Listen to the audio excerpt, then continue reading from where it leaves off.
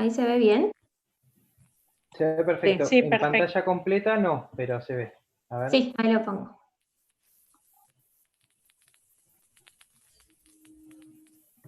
Perfecto. Bueno, cuando quieran. Bueno, buenas tardes. Somos Melina, Abril y Tomás, y el título del paper que vamos a presentar es Trigo transgénico crecido a campo, expresando el gen HAHB4 de girasol, supera significativamente en rendimiento al wild type.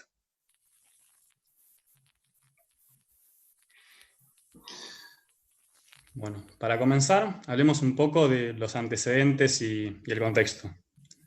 Por un lado, la productividad agrícola está muy limitada por la sequía. Es más, esta última es el mayor factor limitante en la productividad de la agricultura entre los factores de estrés abiótico. Es por esto que la tolerancia a la sequía es usada como parámetro clave para seleccionar plantas y cultivos transgénicos tolerantes al estrés. Además, la mayor parte de la investigación sobre los efectos de la sequía se realiza en Arabidopsis, cultivada en condiciones de crecimiento controlado, y lo que se evalúan son los mecanismos relacionados con la supervivencia en lugar de los mecanismos de tolerancia al estrés. Esto presenta un problema, porque la sobrevida no tiene por qué estar relacionada con el rendimiento. La sobrevida está relacionada con la supervivencia de la planta frente al estrés. No tiene mucha relación con lo que uno busca productivamente. No se busca que una planta solamente viva, sino también maximizar el rendimiento de la planta a cosechar, que tiene un valor para el ser humano. Incluso experimentaciones previas, donde se ha mejorado la tolerancia al estrés por parte de la planta, provocaron una disminución en la biomasa generada. Por otro lado, también las condiciones controladas de un laboratorio no son las mismas que la de un trabajo a campo. Y por último, también muy pocas tecnologías transgénicas han prosperado para dar lugar a productos comerciales, aunque sobre este último punto vamos a profundizar un poco más adelante. Una pregunta válida que uno podría hacerse es ¿por qué se eligió la Argentina como lugar para hacer esta experimentación? Bueno, esto se debe a que la distribución de lluvias expone a los cultivos a un grado variable de déficit hídrico según la región, y que por otro lado tiene una posición no hostil hacia las tecnologías transgénicas, lo que facilita la experimentación en el campo. Otra pregunta importante que uno podría hacerse es ¿por qué eligieron el trigo sobre otros cultivos para experimentar? Bueno, de todo el trigo cultivado en el mundo, un 76% se destina a alimento para el ser humano, un 14% para alimentación animal y el 10% restante para aplicaciones industriales. Su importancia radica en que el 20% de las calorías ingeridas por el ser humano, de que aporta el 20% de las calorías ingeridas por el ser humano, además de ser la principal fuente de proteína vegetal en la alimentación. Su importancia también se incrementa si se tiene en cuenta que para el 2050 se prevé que la población mundial alcance las 10.000 millones de personas. Y en este nuevo paradigma se va a requerir que la producción de trigo aumente al doble para poder así satisfacer la nueva demanda creada. Bueno, los investigadores en el paper trabajan con una variedad de trigo que es Triticum aestrigum, también conocido como trigo pan. Es un trigo hexaploide perteneciente a las monocotiledóneas y se lo clasifica en general al trigo dentro de lo que son los cereales de invierno, porque suele sembrarse en esta época y se cosecha una vez que ha finalizado el periodo de heladas. Obviamente que la fecha de siembra y de cosecha depende mucho de la variedad de trigo de la que estemos hablando y de dónde se quiere sembrar. En esta diapositiva vemos también un esquema de una planta de trigo donde están señaladas ciertas partes que es importante que tengamos en mente para después continuar con el desarrollo del paper. En primer lugar, están acá señalados, está señalado un macollo. Los macollos son brotes secundarios que nacen desde la base de la planta y que potencialmente cada uno va a desarrollar un tallo y una espiga. Por otro lado, la hoja bandera es la hoja más cercana a la espiga principal, y es la que aporta la mayor cantidad de fotoasimilados a los granos de esta espiga. Por lo tanto, cuanto más dure en el tiempo esta hoja, más aporte tendrán los granos. Por otra parte, las espigas son inflorescencias que se ubican en el final de los tallos y están compuestas por espiguillas, entre 15 a 20 espiguillas, Y estas espiguillas son las que contienen las flores fértiles, que una vez que estas flores son fecundadas van a dar lugar al fruto, que sería el grano. Bueno, las plantas entonces a lo largo de todo de su evolución, digamos, han desarrollado un montón de mecanismos para percibir señales del medio ambiente y responder ante estas señales. En condiciones de estrés, la regulación de la expresión génica es uno de los puntos claves y sabemos que está muy relacionada con lo que son los factores de transcripción. La familia de factores de transcripción HDCYP1 es exclusiva de plantas y se sabe que son actores activos en la respuesta adaptativa a muchos tipos de estrés abiótico. En el paper, los autores se centran en particular en este factor, que es HAHB4, que es un factor de transcripción de girasol, cuya expresión es inducida por ácido abscísico, falta de agua, etileno, entre otros compuestos. Este factor en estudios previos ha sido expresado en plantas de Arabidopsis y ha desarrollado plantas que tienen características favorables, como ser la resistencia a la sequía y a la salinidad.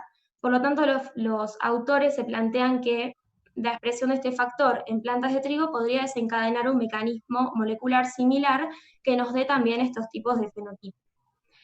Acá vemos un esquema de lo que sería el homeodominio de leucina, que tienen estos factores, unido a una secuencia de ADN. Bueno, en base a todo esto, entonces, los investigadores se plantean dos objetivos principales. El primero es la obtención de un trigo transgénico que exprese este factor de girasol HHB4 y su experimentación a campo para evaluar el rendimiento. Y además también se busca la expresión de este factor en un sistema heterólogo. Bien, las levaduras entonces son organismos que usualmente se usan como plataformas para realizar un montón de estudios de biología molecular. Dos de los ensayos más comunes es el estudio de la interacción de una proteína con una secuencia de ADN en un sistema que se denomina ensayo de simple híbrido, y la interacción proteína-proteína en otro ensayo que se denomina de doble híbrido. En este caso, el ensayo de simple híbrido, entonces, es una técnica que se basa en la interacción de un factor de transcripción que tiene una estructura genérica, como se muestra acá en la figura, con un dominio de unión al ADN, o DVD, y un dominio de activación AD. Los factores de transcripción, entonces, interaccionan con secuencias específicas que se encuentran río arriba de un gen reportero, que es el que nos va a permitir evaluar, digamos, la interacción de la proteína con el ADN. Bien, ¿cómo se realizan estos ensayos de simple híbrido? Básicamente tenemos que construir dos plásmidos, ¿sí? La construcción 1 contiene la secuencia de ADN específica clonada río arriba de un gen reportero, que en el caso del experimento es LAC-Z, que codifica para la enzima beta-galactosidasa. Y por otro lado, en la construcción 2 vamos a clonar al factor de transcripción en estudio, que en el caso del experimento que se realizó es un set de 4 variables del factor HHB4 que se obtuvieron previamente por PCR. A su vez, en esta construcción también vamos a tener el dominio de activación de GAL4, que es un factor de transcripción que activa la expresión de genes relacionados con el metabolismo de la lactosa, como es la beta-galactosidasa. Ambas construcciones entonces se van a transformar en una cepa de S-cerevicie, y las dobles transformantes se van a plaquear en un medio sólido. ¿Qué es lo que tiene este medio sólido? Tiene al sustrato de la beta-galactosidasa, que es el nitrofenil beta-galactósido, que es un compuesto incoloro que una vez que la enzima lo hidroliza, se vuelve coloreado. Entonces, esto nos permite medir, digamos, muy rápidamente por técnicas espectrofotométricas la actividad de la beta-galactosidasa. Entonces, si el factor de transcripción interacciona con esta secuencia de ADN, la beta-galactosidasa se va a expresar y va a hidrolizar a este compuesto. Por otro lado, los ensayos de doble híbrido básicamente se basan en la reconstitución, digamos, de un factor de transcripción. En este caso se utilizó GAL4. Lo que se hace es clonar por separado al dominio de unión al ADN y al dominio de activación en dos plásmidos distintos. Este ensayo se realiza entonces para evaluar la interacción proteína-proteína. Los autores lo que hacen es utilizar a 4 factores de transcripción de Arabidopsis, pertenecientes a la misma familia, HDCYP1, y evalúan la interacción con el factor HHV42, que es uno de los factores de las variantes que mencioné anteriormente. Entonces, en el primer plásmido vamos a tener el dominio de unión al ADN de GAL4 junto con la secuencia del factor de transcripción en estudio, y esto cuando se exprese nos va a dar al factor de transcripción unido a este dominio. Por otra parte, en este otro plásmido vamos a tener al factor de transcripción HHV42 clonado junto con el dominio de activación de GAL4. Por lo tanto, acá vamos a tener a este factor unido al dominio de activación. Ambos plásmidos nuevamente se transforman, digamos, en esta cepa de Cerevisiae, que es ausótrofa para leucina y triptofano, lo que nos va a permitir la selección. Las dobles transformantes luego se plaquean en un medio sin histidina. ¿Por qué se hace esto? Porque esta cepa que utilizan los investigadores contiene esta estructura, ¿sí? Donde vemos al UAS o Upstream Activating Sequence, arriba de GIS3. GIS3 va a ser nuestro gen reportero. Si ambos factores de transcripción en estudio interaccionan, va a permitir que el dominio de unión al ADN y el de activación se acerquen y establezcan una conexión. Entonces, el dominio de unión al ADN va a reclutar a la polimerasa, la cual va a transcribir a GIS3, y la cepa que tenga expresado este gen va a poder crecer en un medio sin histidina. Por lo tanto, si hay interacción de ambos factores en estudio, hay crecimiento. Bien, pasando ya a lo que serían los resultados obtenidos por los investigadores, en la figura de arriba vemos un gráfico donde se representa en el eje Y la actividad de la beta-galactosidasa, que era nuestro gen reportero, medida en unidades arbitrarias, y en el eje X a las 3 variantes del factor de transcripción en estudio, y este es el control, donde es una levadura que contiene el plásmido vacío, digamos. Lo que vemos entonces es que la capacidad de transactivación de las versiones de este factor, digamos, son distintas, y que la versión 3 y 4 posee una actividad mayor que la versión 2. Por otro lado, en la figura de abajo vemos el resultado del ensayo de doble híbrido, donde, si recordamos, se estudiaba la interacción entre el factor HB4.2 y otros 4 factores de Arabidopsis. En el cuadrante 1 tenemos un control negativo que se hace utilizando 2 proteínas que se sabe de antemano que no interaccionan. En el cuadrante 2 tenemos el control positivo, utilizando 2 proteínas que se sabe que sí interaccionan, y en los 4 cuadrantes restantes evalúan entonces la interacción entre ambos factores. Lo que vemos es que tanto en el control positivo como en los 4 cuadrantes hay crecimiento, lo que indica que el factor HB4.2 puede heterodimerizar con estos factores de Arabidopsis. Entonces, como conclusión de este experimento, podríamos decir que la capacidad de transactivación de los distintos factores HHV4 podrían permitir modular la expresión de ciertos genes en el trigo, y a su vez la capacidad de heterodimerizar con otros factores significaría que pueden, digamos, interactuar con factores que están involucrados en la cascada de respuesta al estrés. Bueno, ahora que ya tenemos el factor de transcripción de interés, vamos a ver cómo generaron estas plantas transgénicas. Para hacer esto, bombardearon embriones estériles de un trigo que se llama cadenza, que es lo que usan como modelo wild type para todo el resto de los experimentos, usando microbalística con micropartículas de oro que estaban recubiertas con 2 plásmidos distintos. Uno portaba la versión 4.2 del factor de transcripción y otro el gen BAR, que les confiere a las plantas resistencias a un herbicida que es glufosinato de amonio, y es lo que usan como marcador de selección. De este bombardeo tuvieron 12 eventos transgénicos, y de cada uno cultivaron entre 16 y 20 individuos en un invernadero, que es a lo que ellos llaman T0, y verificaron en estos la presencia de HHV4 por PCR y seleccionaron 5 plantas. La autofecundación de estas 5 plantas dio 60 líneas que llaman T1, y en estas se evaluaron por PCR cuáles eran homocigotas según si había o no segregación de alelos wild type. Aquellas que no segregaban los alelos eran las líneas efectivamente homocigotas. A su vez, de estas 5 líneas, hubo 3 que dieron suficientes semillas como para poder empezar a hacer los experimentos a campo para hacer la evaluación del rendimiento. Luego de obtener estas plantas transgénicas, lo que hicieron fue agruparlas en 4 grupos distintos y analizaron el rendimiento de los cultivos a campo a lo largo de 9 años, desde 2009 hasta 2017, en 13 localidades de nuestro país, mediante 37 experimentos que en realidad son cultivos, pero ellos los llaman experimentos. Estos grupos eran el grupo 1, que constó de 6 de los 37 experimentos y lo utilizaron para seleccionar entre las variantes transgénicas cuál era la mejor respecto al parental wild type. En este grupo analizaron el rendimiento de los granos, que a su vez se compone del número de granos por metro cuadrado y el peso de los granos. En el grupo 2, compararon la mejor línea transgénica elegida a partir del grupo 1 con el parental wild type mediante una red de pruebas que desarrolló INDEAR, que es el Instituto de Agrobiotecnología de Rosario. El grupo 3 constó de 4 de los 37 experimentos y acá analizaron los determinantes ecofisiológicos del rendimiento de los granos, que son la producción de biomasa y la partición, que es la cantidad de asimilados de la planta que se dirige a las espigas.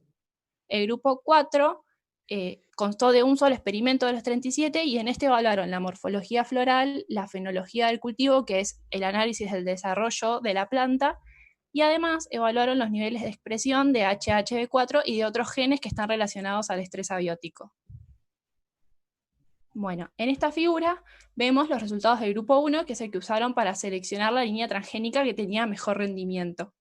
Los resultados de este grupo indicaron por análisis estadístico que había un efecto significativo del ambiente y también del genotipo, pero que no había correlación entre estas dos cosas. Esto quiere decir que el genotipo de la planta no depende del ambiente en el que se encuentra, entonces podemos evaluar cada planta por separado a pesar de que están cultivadas en distintos sectores. En el primer gráfico vemos el rendimiento de los granos, que está representado en el eje Y, y en el eje X tenemos las 3 variantes transgénicas que están evaluando y el cultivo wild type. Acá vemos cómo la variante que ellos llaman 12 es la que presenta un mayor rendimiento de los granos y además presentaba diferencias significativas con el cultivo wild type. Eso es lo que indica el asterisco que está arriba. En el segundo gráfico, en el eje Y, tenemos el número de granos por metro cuadrado y en el eje X otra vez las mismas variedades. Acá no vieron diferencias significativas en ningún cultivo respecto al wild type, pero la tendencia fue similar a la del gráfico anterior, siendo la variante 12 la que presentaba mayor número de granos. En el último gráfico tenemos el peso de los granos en el eje Y y otra vez las variantes en el otro eje, y acá vemos que la tendencia no es la misma que los otros dos, porque es la 3 la que tiene granos más pesados, pero no hubo diferencias significativas en ningún cultivo respecto al wild type. Teniendo todo esto en cuenta, ellos seleccionan la línea 12 como la mejor transgénica y la registran bajo el nombre IND 412-7. Bueno, acá en el mapa de la izquierda, lo que se aprecia es el rendimiento de granos en los últimos 20 años. En la escala colorimétrica de la misma, puede verse como un verde más intenso correlaciona con mayores rendimientos, mientras que rojos más intensos significan lo contrario. Esta distribución concuerda con la probabilidad de sequía para la región evaluada, y en el mapa también pueden apreciarse con números las distintas localidades donde fueron realizados los experimentos. En el gráfico de la derecha se está representando en el eje Y el rendimiento relativo de granos, mientras que en el eje X se pone el balance de agua, que es la lluvia menos la evapotranspiración potencial, que es la sigla PET. En la fórmula del rendimiento relativo de granos, que está arriba a la derecha, lo que se hace es normalizar por el cultivo wild type, para poder comparar entre regiones directamente. Se pueden mezclar todos los rendimientos indistintamente de uno y otro genotipo, ya que se trabajó en ambientes muy distintos, y uno estaría ensuciando la información, por decirlo de alguna manera. Por otro lado, PET sería cuánta agua potencialmente se podría evaporar, y esta depende de la demanda atmosférica, cuyos factores o variables pueden ser la temperatura, la humedad relativa y la incidencia solar. Lo importante de este gráfico es que analizan la relación entre el rendimiento relativo y el ambiente en cuanto a disponibilidad de agua. En este gráfico se ve que los puntos azules, que corresponden a ambientes donde no hubo déficit de agua, se encuentran como juntos, más amontonados, que los puntos rojos, que corresponden a ambientes donde sí hubo déficit de agua. Se aprecia que cuanto mayor es el déficit hídrico, mayor es el aumento relativo del rendimiento. Acá la altura me está informando cuánto más rindió comparativamente el cultivo. Y acá en esta serie de gráficos, lo que se realizó fue una serie de comparaciones entre las distintas variables wild type y el transgénico, tomando en cuenta los datos de los 37 experimentos. En el gráfico A, donde se analiza el número de granos, se aprecia un incremento del 8% en el transgénico comparado al wild type. En el gráfico B, se analiza la eficiencia en el uso del agua, siendo esta un 9.4 mejor en el transgénico. En el C, se analiza la cantidad de granos por metro cuadrado, siendo esta variable un 8% mejor en el transgénico. En la D, se analiza el número de espigas por metro cuadrado. En esta no se apreciaron diferencias significativas. Y en el último, lo que se aprecia es que el número de granos del transgénico disminuyó con respecto al wild type. Bueno, acá vamos a hablar un poco del análisis de la fenología y nosotros consideramos que era importante explicarles qué es esto. La fenología estudia los estadios del desarrollo de las plantas dependiendo de los parámetros ambientales. Primero les voy a explicar un poco cómo es el ciclo de vida del trigo. Este ciclo de vida se puede dividir en tres, que son etapa vegetativa, reproductiva y de llenado de grano. La etapa vegetativa incluye la siembra, la emergencia y la iniciación floral. En esta etapa se forman los macollos que había explicado Gaby antes y que luego se van a desarrollar y culminar en espigas. Y es en esta etapa donde se define el número de plantas que va a haber por metro cuadrado. Durante la etapa reproductiva, los macollos se van a empezar a desarrollar, se van a iniciar las espiguillas y las flores, el tallo y las espigas van a crecer, y al final de esta etapa las espigas ya van a estar desarrolladas. Acá se define tanto el número de espiguillas por espiga como la cantidad de espigas y el número de granos que hay en cada una, ya que las espiguillas, como les había explicado ahí antes, tienen las flores fértiles que luego de la floración se establecen como granos. La etapa de llenado de granos es cuando la planta nutre a estos granos y justamente termina con la cosecha de los mismos. Esta etapa es importante porque determina el peso de los granos. La planta pone su energía en llenarlos y cualquier perturbación que haya en el ambiente va a hacer que esté derivando la energía hacia tratar de evitar el daño que se le está produciendo. Hay algo que se llama periodo crítico para el rendimiento de los granos que abarca más o menos desde 30 días antes de la floración hasta un par de días después. Si bien durante todo el desarrollo de la planta hay cosas que pueden afectar el rendimiento, en este tiempo, cuando el daño que se produzca va a ser más significativo. Durante este periodo, cualquier factor que altere el crecimiento del cultivo va a afectar directamente el número de granos, porque durante el periodo crítico los macollos y las flores que no sobrevivan no van a convertirse en granos, básicamente. Por eso las condiciones ambientales que hay durante este periodo son súper importantes para el rendimiento, porque acá se determinan los componentes que influyen directamente en la cantidad de granos que hay en la planta. En esta figura vemos arriba el esquemita del ciclo del trigo que les expliqué recién, y abajo vemos las barras indican la duración de las etapas, tanto del cultivo wild type que está arriba y el transgénico que está abajo. Este análisis lo hacen sobre el cultivo de pergamino del año 2017, en el que se registraron sequías. Acá vemos que la duración de las etapas fue muy similar en ambos cultivos, y hablando específicamente, la fecha de maduración del cultivo fue la misma y la fecha de floración tuvo un día de diferencia. En la foto de arriba vemos a la izquierda unas espigas terminales y a la derecha unas espigas terminales tardías, y las flechitas indican el ápice, que es la puntita de la planta, y acá tampoco hubo diferencias, o sea, el desarrollo del ápice fue similar en ambos cultivos.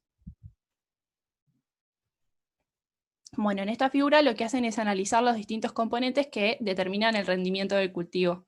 En el primer gráfico, que es el C, analizan el número de espiguillas por espiga, tanto en la espiga principal, que es lo que ahí dice como main stem, como en las secundarias, que es lo que dice tillers.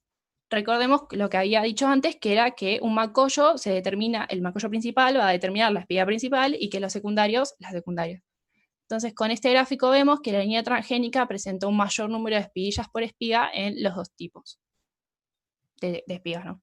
En el siguiente gráfico comparan, que sería el D, el número de macollos por planta en cada cultivo. Y acá vemos cómo el cultivo transgénico presentó un mayor número de macollos en comparación al wild type. En el tercer gráfico, que es el E, analizan la cantidad de flores fértiles por espiga, nuevamente tanto en la central como en las secundarias, y nuevamente el cultivo transgénico supera al wild type. Este gráfico deriva en el último, que es una mayor cantidad de flores fértiles por planta, en la que, lógicamente, el transgénico supera al wild type. Por lo tanto, con todo esto podemos ver que a pesar de tener un desarrollo casi idéntico, la línea transgénica supera en todos los aspectos que ellos evalúan al cultivo wild type. Por eso podemos decir que este cultivo soportó mejor el periodo crítico. Recordemos que fue un cultivo que atravesó un periodo de sequía y por lo tanto fue capaz de tener un mejor rendimiento. Bueno, ahora analizan la expresión de HHV4, y genes relacionados al estrés. Para evaluar esto, lo que hicieron fue cosechar las hojas del mismo cultivo de pergamino y extrajeron el ARN total y lo analizaron por RT-qPCR. Lo que hicieron fue extraer hojas de 8 plantas de 3 parcelas distintas y realizaron 3 réplicas de cada una. Para este análisis por RT-qPCR, los niveles de ARN los relativizaron a los niveles de ubiquitina y de actina, que son genes housekeeping porque se expresan constitutivamente. Analizaron HHV4, LOX2 y ACO2, que son genes con secuencias similares a targets que ya se conocían para el factor de transcripción, y por otro lado analizaron la expresión de RD19 y DRB1A, que son genes implicados en la respuesta al estrés abiótico que ya se conocían que estaban presentes en el trigo. El primer gráfico de barras vemos que se divide en 3 bloques, que son 1, 2 y 3, y que representan las 3 parcelas distintas. Acá vemos cómo la expresión de los genes analizados, que serían las barras de colores, varió en todas las parcelas, y los autores le adjudican esto a que puede ser variables ambientales que ellos no tuvieron en cuenta, como la humedad del aire y las características del suelo. Por otro lado, analizaron la expresión de HHV4 y sus targets, y lo relacionaron con los principales determinantes del rendimiento. Los gráficos de la esquina de abajo corresponden al análisis de la relación de la expresión entre HHV4, LOX2 y ACO2, y además los genes RD19 y DRB1A no tuvieron relación significativa con nuestro factor de transcripción de interés, por lo que podemos decir que los mecanismos desencadenados por este factor no van a depender de los otros 2 genes. En los 2 gráficos de arriba analizan la expresión de HHV4, abajo en el eje X está el nivel de expresión, y en el eje Y el número de macollos por planta y el índice de cosecha, que sería cuánta biomasa total de la planta es lo que se cosecha, y en celeste está el wild type y en rojo está el transgénico, y vemos que hay una relación entre la expresión de HHV4 y los determinantes de este rendimiento. Sin embargo, en los 2 gráficos de abajo vemos que la relación de LOX2 y ACO2 con las espiguillas por espiga y el peso de los granos no es muy clara, porque por ejemplo hay veces que una parcela da más índice, por ejemplo más espiguillas por espiga que otra, o se comportan de menor medida que al wild type. Entonces no podemos sacar una conclusión muy clara. En base a esto, nosotros consideramos que capaz eran necesarias más réplicas para poder ver bien cómo era la tendencia de la expresión de estos genes respecto a los determinantes del rendimiento. Bueno, entonces con todos estos experimentos los investigadores pueden sacar conclusiones claras. La primera es que hubo un aumento en el rendimiento de los granos en el trigo transgénico, que está vinculado con una mejor eficiencia en el uso del agua por parte de este cultivo y un mayor número de granos por planta. Además, algo importante es que este trigo transgénico que expresa el factor HHV4 es capaz de tolerar mejor la sequía, pero aparte también rinde bien en entornos sin estrés hídrico, algo que no tenía antecedentes, no había antecedentes sobre esto. Y la expresión entonces de este factor de girasol puede utilizarse para mejorar el rendimiento de trigo, algo que es muy relevante para asegurar la alimentación a nivel mundial. Y bueno, para finalizar, me gustaría mencionar una serie de datos. Estos no están tan relacionados con la investigación en sí, por decirlo de una manera, pero con lo que ocurre después, siendo esto algo que tal vez no analizamos o vemos frecuentemente en la carrera. El trigo transgénico del que hablamos ya fue aprobado por 2 organismos públicos de Argentina, SENASA y CONAVIA, pero todavía no ha sido lanzado comercialmente. Todavía falta la aprobación del Ministerio de Agricultura. La principal causa de esto, se piensa pues, de manera, que se debe a que a nivel mundial no hay ningún país donde se permita el ingreso de trigos transgénicos. Aunque el hecho de que ya existe una variante de soja, a la que se le introdujo el mismo gen, avalado oficialmente por Argentina, Brasil, Paraguay y Estados Unidos, ya debería facilitar la población de esta variante de trigo, aunque sea en alguno de estos mercados. El punto es que realizar el avance científico no es el 100%. También se tiene que tener en cuenta el mercado que hay o no para este.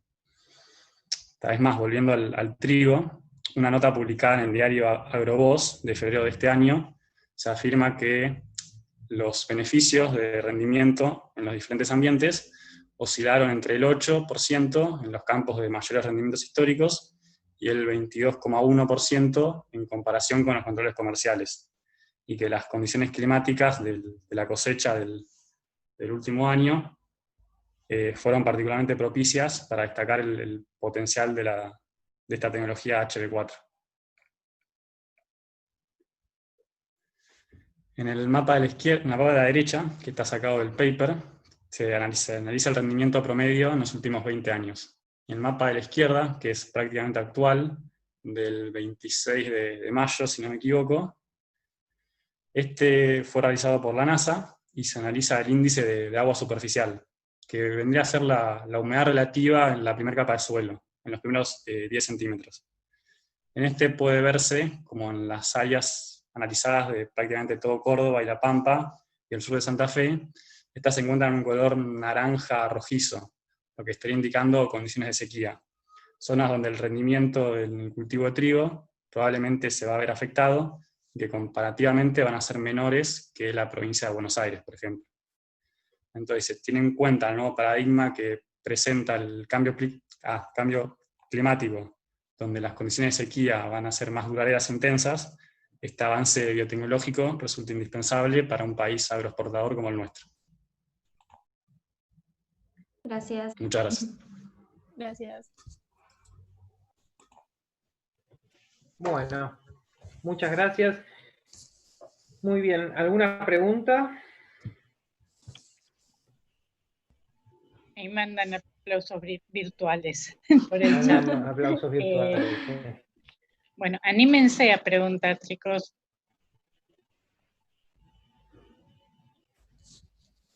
Si no, va a tener que preguntar Fabi, que se los recomiendo. Yo ya lo discutí con ella, pero bueno. Ya la volvimos loca, Fabi. No, para nada. La verdad que personalmente me gustó.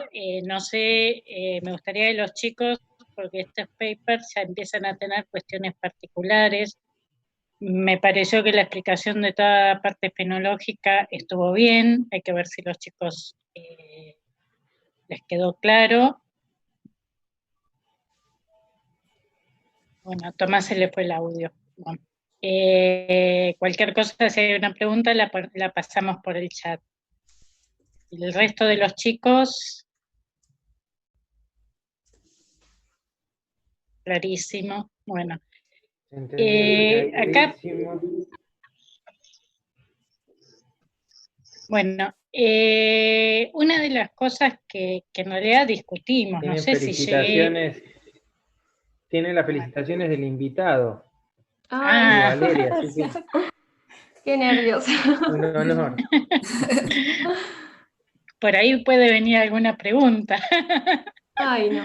Hola. Me voy a poner el video también. A ver ahí. Si se me ve. Sí. Yo puedo hacerles una pregunta, bueno, a Tomás también en realidad. Sí, Hay sí. algo que en realidad yo me perdí, ustedes lo dijeron y yo no lo entendí bien, es lo de, en el ensayo de doble híbrido que quieren reconstituir el factor de transcripción. Sí. No entiendo bien qué es lo que hacen. O sea, el ensayo en general se trata de reconstituir, o sea, el fundamento es que un factor de transcripción, que en este caso ellos eligieron GAL4, se reconstituya, digamos, o sea, que el dominio de unión al ADN y el de activación se vuelvan a unir. O sea, en un principio vos los clonás en dos plásmidos separados y van a estar unidos a las dos proteínas que vos querés estudiar, que en nuestro caso fueron los factores de Arabidopsis y el HA-HB42. Entonces, vos vas a tener estos dos productos por separado en una levadura. En el próximo paso, dentro de la levadura, si estos dos factores que estás estudiando interaccionan, los dominios de unión al ADN de GAL4 y el de activación se van a acercar y pueden establecer una conexión. Es decir, el factor se reconstituye. Y cuando se reconstituye, ahí permite la transcripción del gen reportero que es GIS3. Y esa es la manera que vos tenés de ver que estos dos factores o proteínas, cualquiera que estés estudiando, interaccionan. Perfecto, entendí Sí, te re quedó bien, claro. gracias. Sí, se entendió. Para completar un poco, eso tiene que ver, a ver chicas, con los dominios del factor de transcripción. Sí. Parece que ahí les falta. aclarar algo, que lo dijeron antes, pero por ahí repetírselo. Claro, o sea, el factor de transcripción tiene en general, la mayoría de los factores tienen dos dominios, que es el dominio de unión al ADN, que permite acá interaccionar con una secuencia de ADN específica, y el dominio de activación, que es el que recluta a la polimerasa para que se transcriba el gen, que en nuestro caso va a ser un gen reportero. Entonces, de esta forma, cuando el factor de transcripción se reconstruye, puede activar la transcripción del gen reportero. Perfecto, gracias. De nada. No sé si alguien quiere preguntar algo más. Sí.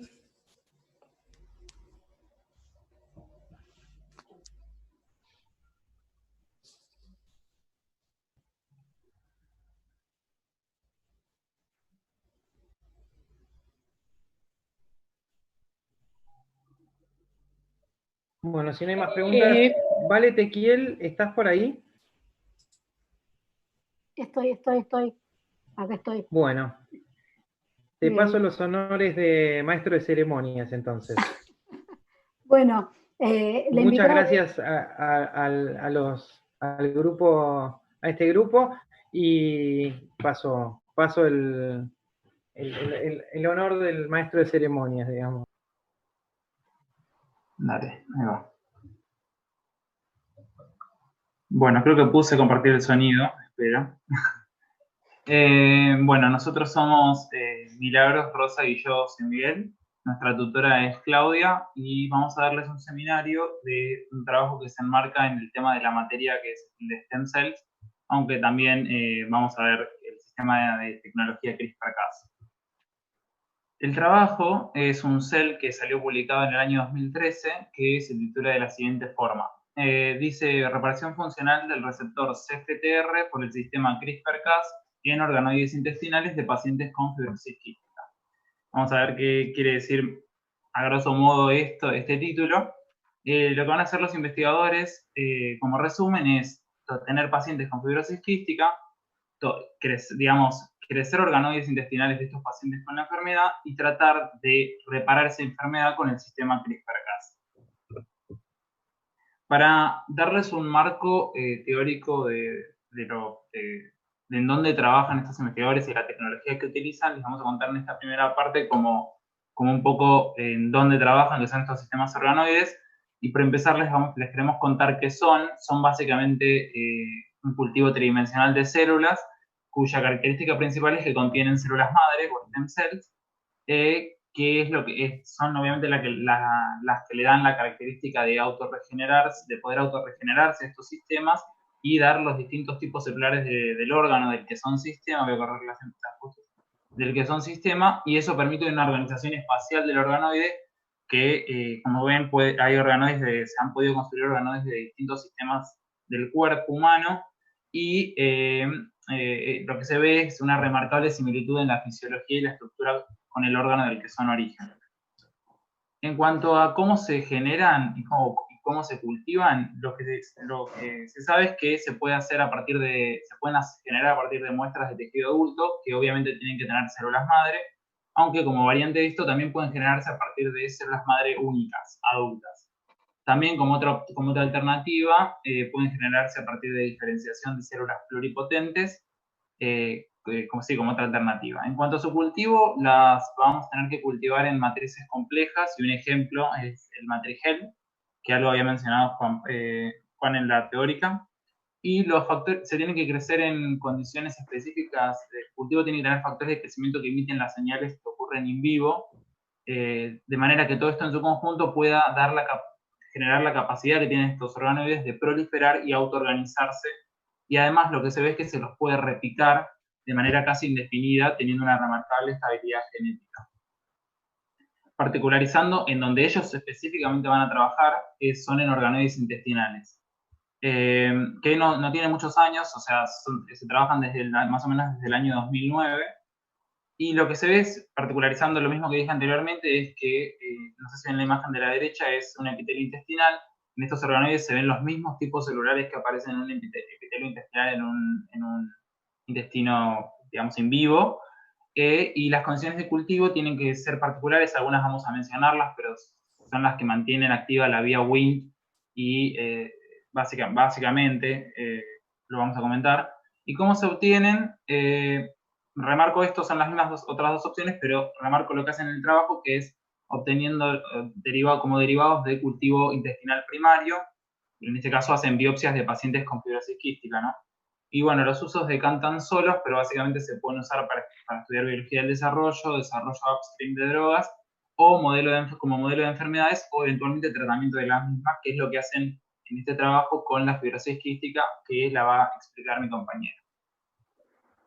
Bueno, la fibrosis quística, voy a contar un poco lo que es la enfermedad. Esta es una enfermedad genética, autosómica recesiva, multisistémica, autosómica recesiva, porque ambos progenitores le aportan un alelo mutante al descendiente, y está asociado al gen de las FTR, que es meramente un canal del anión cloro. Este gen está ubicado en el verso largo del cromosoma 7, y bueno, su mutación genera una disminución de la secreción de cloro por parte de la célula, y bueno, como está relacionado a un canal de sodio, también aumenta la incorporación de sodio, y por todo este lío de electrolitos hay una reabsorción de agua anómala. Bueno, hay más de 1.600 mutaciones distintas de este gen. Cada una tiene distintas implicaciones, que van desde que no haya proteína, que no se pueda transportar a la membrana, a que haya una menor funcionalidad o una menor expresión de las proteínas. Se pueden ver en la imagen, hay 6 clases diferentes de mutaciones, pero la que se van a enfocar en este trabajo es la mutación más común, que es en una fenilanalina, de la posición 508, está en el exón 11, que es una deleción. Bueno, como decía, se van a enfocar en la deleción de la fenilalanina de la posición 508. En este caso, genera un plegamiento incorrecto. Al generar un plegamiento incorrecto, cuando ingresa al retículo endoplasmático rugoso, se lo detecta como plegada incorrectamente y va a degradación directamente y nunca se va a expresar en la membrana plasmática. Por lo tanto, es como una de las mutaciones más complicadas que puede tener un paciente que tiene fibrosis quística. Bueno, si bien en este trabajo van a explicarlo todo enfocado a lo que son las células epiteliales del intestino, quería aclarar que no aclaré antes que este canal solamente está en células epiteliales. En la mayoría de estos pacientes tienen una mortalidad asociada a lo que es la afección pulmonar, así que es importante, dado también el contexto en que estamos pasando, que bueno, charlándolo hace un par de días, nos enteramos de la noticia de que una nena de 7 años que tenía como enfermedad de base la fibrosis quística, sufrió COVID y murió a raíz del virus, y queríamos explicar un poquito cómo era esto. ¿Qué es lo que genera esta fibrosis quística en lo que son las células epiteliales de lo que son los pulmones? Bueno, hay una acumulación importante de moco.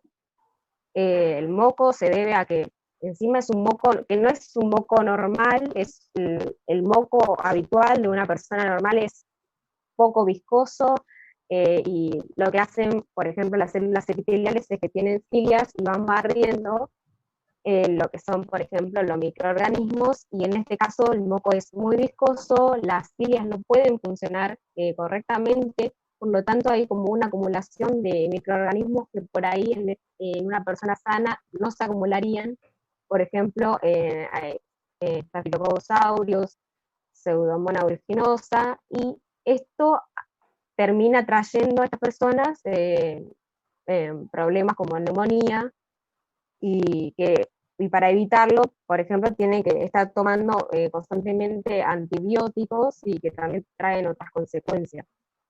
Y no solamente esto les ocurre a ellos, sino que también tienen otros tipos de tienen otras consecuencias, esta fibrosis quística, en todas lo que son células epiteliales, en mucosas, en células epiteliales del intestino, etcétera, pero no quiero irme de tema. Así que mi compañera va a explicar cuál es la estrategia que utilizaron a partir de edición génica y cuál fue la herramienta. Bueno, la herramienta que utilizan en este trabajo para intentar revertir esta mutación del gen CFTR que explicó recién Rosa es el sistema CRISPR-Cas9. El sistema CRISPR-Cas9 es un sistema de inmunidad que fue descubierto en E. coli a raíz de que se dieron cuenta de que había regiones en el genoma de estas bacterias que no correspondían, que no codificaban para la expresión de ninguna proteína o alimento funcional de la célula, y notaron que estas regiones correspondían a partes del genoma de fagos. Entonces vieron que cuando un fago infectaba una de estas bacterias, que ya poseía en su genoma esta biblioteca del fago, era capaz de reconocer que este fago había ingresado a la célula y podía digerir esta maquinaria CRISPR-Cas9 para degradarla y así prevenir la infección. Entonces, este sistema CRISPR-Cas9 está compuesto por principalmente una endonucleasa Cas9, que es la proteína que va a clivar en una región específica del genoma del ADN target, y además va a formar un complejo con una ARN guía, que es una hebra de ARN de aproximadamente 17-21 nucleótidos, que debe ser complementaria a la región target del ADN que se quiere clivar. Además, es importante que este ADN target contenga en su secuencia un dominio PAN. El dominio PAN es una secuencia de 3 nucleótidos, que generalmente son un nucleótido cualquiera seguido de 2 guaninas, pero igual esta secuencia va a depender del tipo de endonucleasa que se utilice, que la secuencia PAN es importante para que este complejo de endonucleasa Cas9 más el ARN guía sea reconocido y, bueno, se ubique la maquinaria y pueda clivarlo. Bueno, el clivaje se va a dar 3 secuencias, 3 nucleótidos río arriba de la secuencia PAN. Bueno, este complejo de Cas9 lo que genera en el ADN es una ruptura doble cadena. Entonces la célula, para reparar esto, puede utilizar uno de los siguientes 2 mecanismos que se ven ahí. Puede repararlo mediante el mecanismo de unión de extremos no homólogos, como se ve a la izquierda, que lo que hace es, esta maquinaria procesa los extremos, ya sea o agregando nucleótidos o degradando un par, y este mecanismo de reparación lo que genera son indels. Los indels son inserciones o deleciones justamente, y bueno, y vuelve a unir el ADN. Entonces este mecanismo de reparación lo que genera es, por ejemplo, knockouts, al insertar regiones o deleciones en el genoma. Por otro lado, el otro mecanismo que puede actuar en la célula es reparación directa homóloga, que para esto requiere de un ADN homólogo que se va a utilizar para reparar esta región que se perdió, y este mecanismo justamente es el que se va a utilizar en el trabajo para revertir la mutación del gen CFTR. Ahora sí quieres pasar. Bueno, acá hay un video explicando brevemente cómo funciona este sistema. Creo que se escucha. Sí, se escucha. Since being discovered in a bacterial immune system, CRISPR-Cas9 has been adapted into a powerful tool for genomic research. There are 2 components to the system: a DNA cutting protein called Cas9 and an RNA molecule known as the guide RNA. Bound together, they form a complex that can identify and cut specific sections of DNA. First, Cas9 has to locate and bind to a common sequence in the genome called a PAM. Once the PAM is bound, the guide RNA unwinds part of the double helix. The RNA strand is designed to match and bind a particular sequence in the DNA. Once it's found the correct sequence, Cas9 can cut the DNA. Its 2 nuclease domains each make a nick, leading to a double-strand break. Although the cell will try to repair this break, the fixing process is error-prone and often inadvertently introduces mutations that disable the gene. This makes CRISPR a great tool for knocking out specific genes. Bueno, esta herramienta sirve en este trabajo porque justamente la fibrosis quística, como dijo mi compañera, es una enfermedad que está causada por un único gen, entonces es un buen modelo para utilizar y ver la potencialidad de esta técnica y tratar de corregir la mutación. Bueno, lo curioso del trabajo es que fue publicado en el 2013 y este sistema CRISPR-Cas9 se conoció en el 2012. Entonces, en ese momento era una herramienta muy novedosa, por lo que los autores tuvieron que ver primero si este sistema iba a funcionar para generar mutaciones en estas stem cells, en estos organoides intestinales. Entonces, para poner a punto el sistema, lo que hicieron fue buscar generar indels en el locus APC. ¿Por qué el locus APC? Porque este gen codifica para una proteína muy importante que está implicada en la vía Wnt, que como dijo Miguel antes, la vía Wnt es una vía que está implicada en la proliferación celular y el mantenimiento de la estructura, especialmente estos organoides intestinales.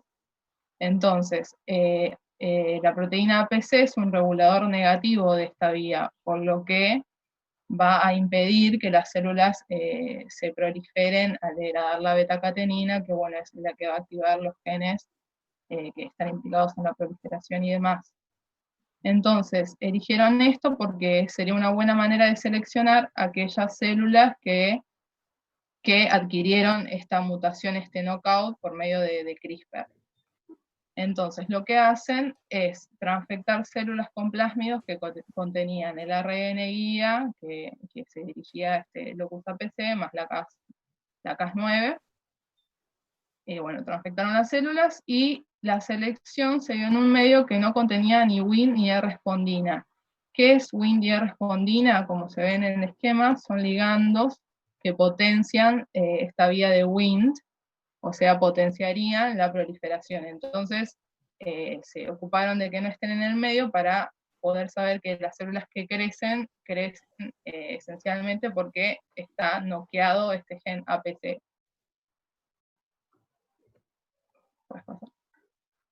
Bueno, entonces, como dije, solo los organoides mutantes crecieron en placas que no contenían ni Wnt ni R-spondina, y además notaron que estos organoides mutantes del gen APC presentaban una morfología quística, que es como se ve en la imagen de abajo. La de abajo presenta esa morfología quística, características de las que tuvieron la mutación, y arriba se ven cómo se debería ver las wild type. Bueno, y finalmente confirmaron por secuenciación que efectivamente se lograron generar estas mutaciones en el locus APC, y acá vemos un esquema del gen APC. Se puede ver dónde está ubicada la secuencia PAM, ahí está en rojito, y la flecha roja indica dónde clivó la endonucleasa Cas9. Y bueno, abajo vemos la secuenciación de las mutantes, donde los gaps indican que hubo deleciones y la última indica que hubo una inserción. Esto demostraron el potencial de este sistema para editar el genoma de estas stem cells en los adultos en organoides intestinales, y vieron que la técnica funcionaba. Bueno, una vez que ya vieron que tenía potencialidad para corrección, que era bastante precisa, crearon organoides de intestino delgado e intestino grueso a partir de, o sea, extrayeron células madres intestinales de 2 pacientes pediátricos, hicieron organoides de intestino delgado y intestino grueso. Después le transfectaron 2 ARN guías dentro de un vector, ¿no? Dirigidos uno al exón 11 es donde se encuentra el CFTR, ¿no? Y a un intrón contiguo. Y también hicieron un plásmido vector que contenía un CFTR wild type y un cassette de resistencia para puromicina, para luego hacer una selección de los organoides que habían incorporado el cassette de resistencia. Se generaron los cortes en la región que estaba mutada de lo que es el gen original, ¿no? De alguna manera, y se generó la recombinación homóloga entre el plásmido vector y entre esa región, por homología, ¿no? Bueno, particularmente se creó una mutación silenciosa, se generó una mutación silenciosa en el exón 11 también, de modo de que se pueda luego, por PCR, poder ver que se había incorporado o no el alelo de una manera específica o no, que es lo que va a contar mi compañero ahora en los resultados. Bien, entonces, como les dijo Rosa, se incorporó una mutación silenciosa para hacer PCR alelo específica. Me voy a apoyar un poco en estas secuencias de abajo, aunque si bien esto es lo último que hacen, porque la secuenciación la hacen al final, primero hacen las rondas de PCR, pero para explicarlo. La primera ronda de PCR utilizan un primer par de primers en el cual el reverse hibrida en la mutación silenciosa que incorporan con este evento de recombinación, de manera que, por ejemplo, para el alelo que tiene la enfermedad, que en esta zona, que sería esto de acá, no tiene incorporada la mutación silenciosa que sí tendrían, porque no necesariamente, pero tendrían los clones, no la tiene. Entonces, por eso no hay producto de amplificación.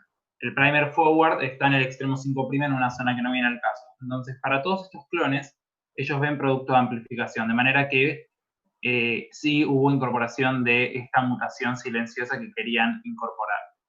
Ahora, una cosa que es lo que dijo Rosa igual, pero aclarar que todos estos clones fueron seleccionados en un medio con puromicina, por lo tanto, se supone que todos estos incorporan el cassette de puromicina, que estaba en el intron 11, pero de cualquier forma, ellos corroboran con otra segunda ronda de PCR, con otro par de primers, que el forward hibrida en una secuencia del cassette de resistencia y ven producto de amplificación para todos los clones, menos para el alelo control sin transfectar, sin control negativo. Después, lo que deciden hacer, como sabemos que hay eventos de silenciamiento entre alelos y podrían estar expresándose y puede estar expresándose el otro, sabemos que los dos alelos tienen la mutación, porque como dijo Rosa, es una enfermedad autosómica recesiva. Entonces, lo que hacen es hacer una RT-PCR para ver si efectivamente se está expresando ese alelo que tiene la mutación silenciosa, que es la que tiene en teoría mi mutación corregida, tiene la fenilalanina incorporada en esa posición. Y lo que ven es para todos estos clones expresión y no así para obviamente el control negativo. Sin embargo, cuando hacen la misma PCR para esa misma posición de la mutación silenciosa, pero la secuencia wild type, que también le incorpora obviamente la deleción, porque ahí no tiene ningún problema el alelo, no solo ven expresión en el alelo enfermo, sino que en todos los demás también. Lo que te habla eso es que es una reparación en heterocigosis, es decir, tienen un alelo enfermo, tienen un alelo corregido y el otro sigue estando enfermo, digamos, o sea, sigue teniendo sigue teniendo la deleción de la fenilalanina. De cualquier manera, esto no es problema para seguir porque es una enfermedad recesiva, entonces no habría problema. Y después secuencian para corroborar que se haya incorporado la fenilalanina.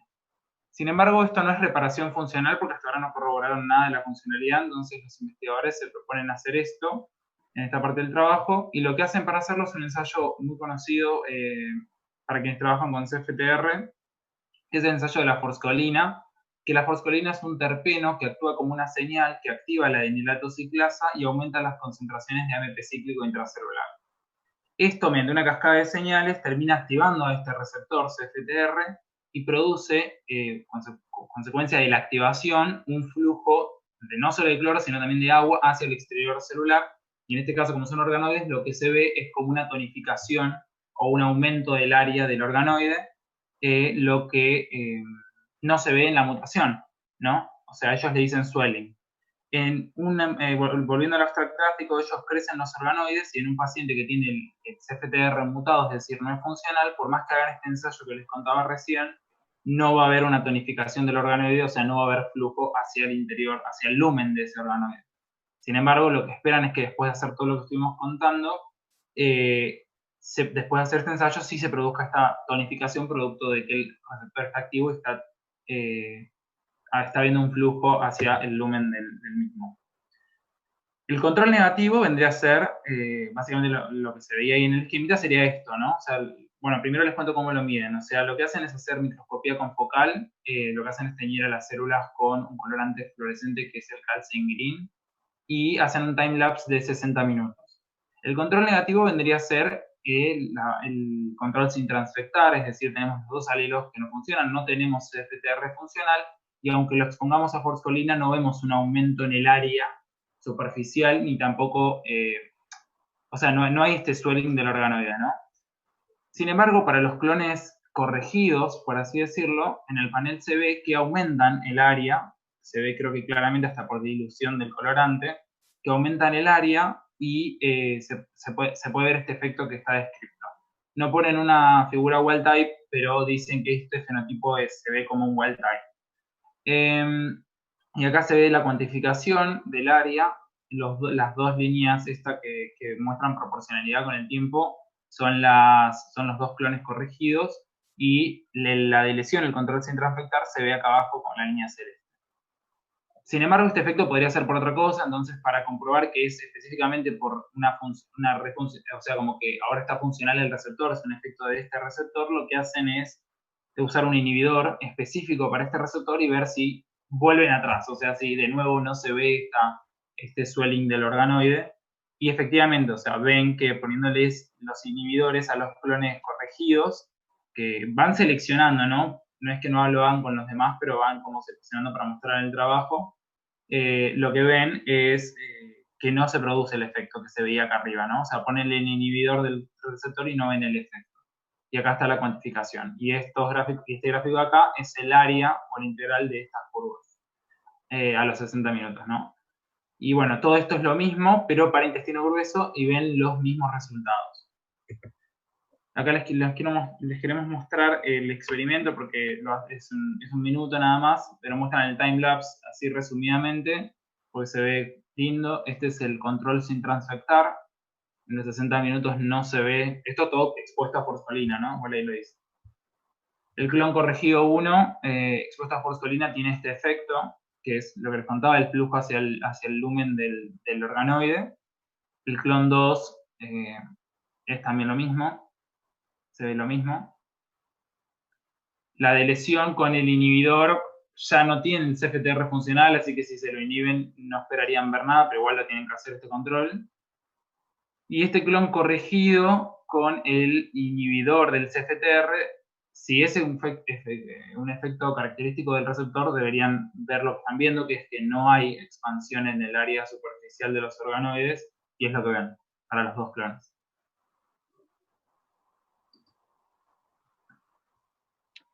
Bueno, finalmente, para ver la efectividad de la técnica, lo que hacen es analizar los sitios off-target.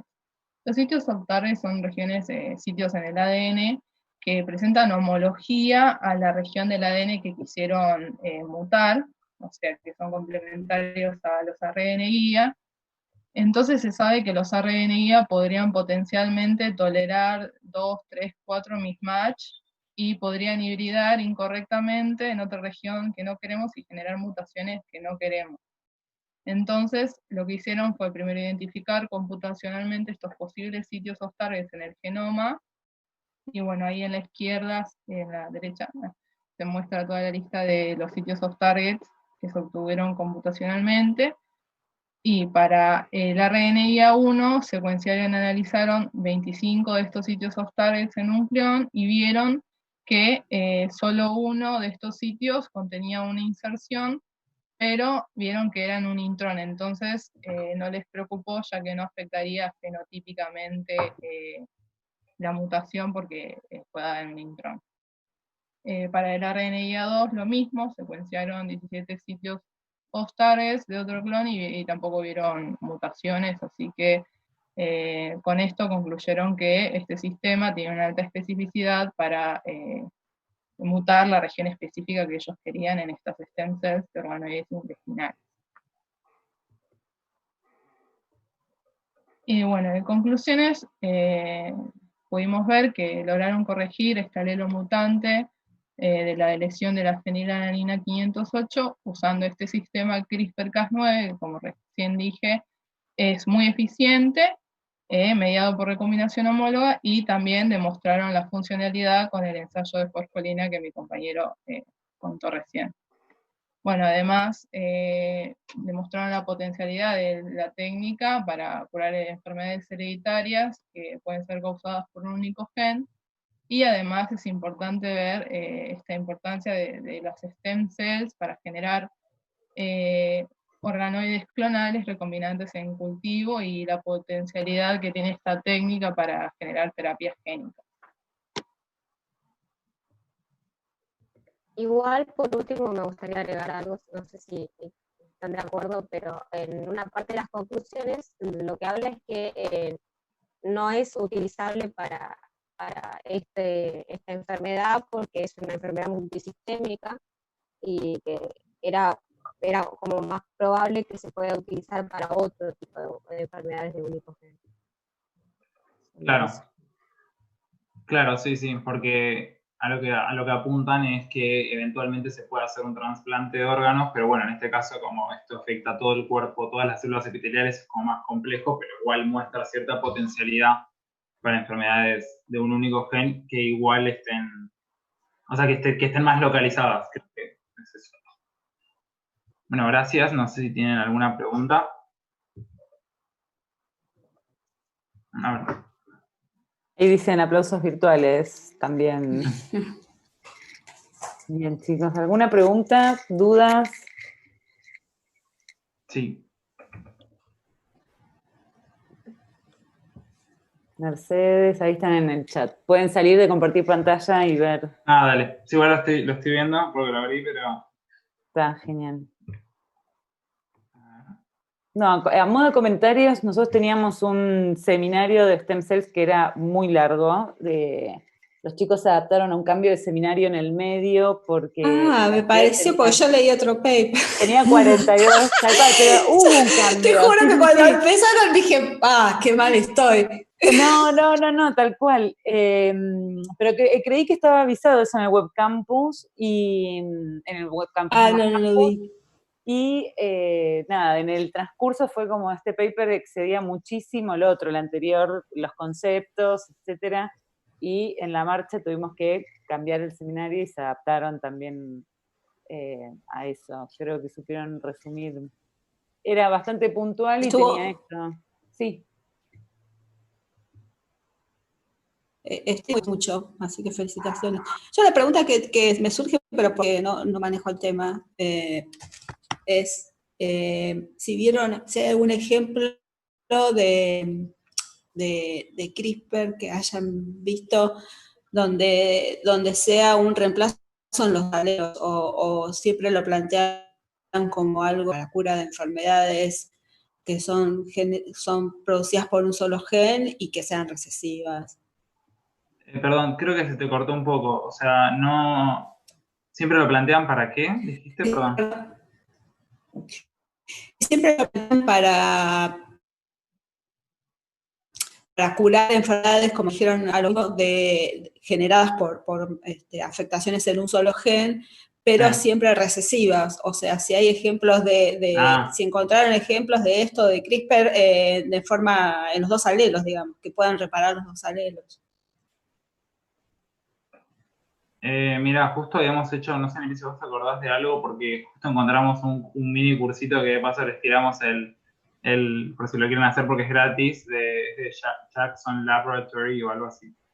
Y no me acuerdo si vos te acordás de algo de eso, porque sí me acuerdo que vimos como aplicaciones ahí diversas, pues también se usa CRISPR para regular la expresión, o sea, se lo direcciona hacia un gen particular que vos quieras expresar, porque puedes usar RNA guía para direccionarlo hacia ahí, y llevas los factores de transcripción o, digamos, de diversas formas, pero estoy pensando, porque en este trabajo al menos no encontraron ninguna que se haya reparado en los dos alelos, o sea, siempre encontraron que fue una reparación en heterocigosis.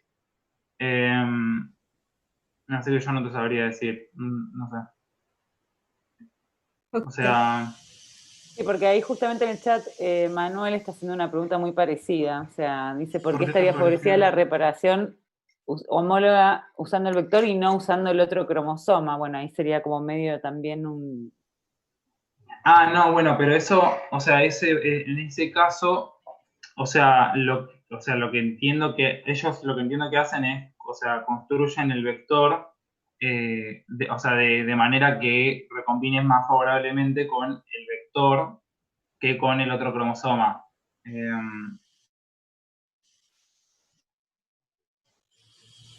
Creo que lo explicaban, porque a mí también me había surgido esa duda. Sí, viste, Vani, que después lo usaron mucho más para noquear, quizás que para reparar también. Claro, yo la poca experiencia que tengo es haciendo no kill, no knockout, y de lo poco que sé también de esto es que en realidad es bastante difícil reparar el segundo alelo, porque en general es como que la célula soporta uno de una modificación de uno por compensación, pero después la recombinación homóloga se hace como más estricta y cualquier mutación ya impide esa recombinación. Entonces por eso el segundo alelo en general es difícil de conseguir reparar. Pero quería saber si había algún comentario con respecto, porque si no lo veo como complejo de seguir adelante con este CRISPR, digamos, para este tipo de cosas, ¿no?